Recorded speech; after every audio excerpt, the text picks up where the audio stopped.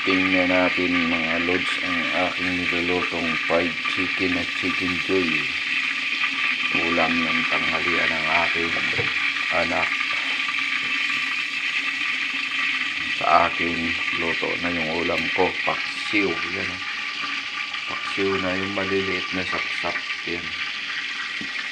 Ayan mga lods, paksiw. Ang aking ulam. Sa kanya, hindi siya kumakain ng ganitong ulam eh. Ayan o. Hindi siya kumakain yan. Itong niluto ko para sa kanya. Ayan. 2 perasong chicken joy. Ayan ang ulam ng naming tanghalian. Ito sa kanya. Ito sa akin. Sapsap na paksiw. Yun ang mga ulam ng mga mahihirap. Wala, halos may kumakain nito eh. Ako lang yata eh. Yun, oh. Paksiw na maliliit na sapsap.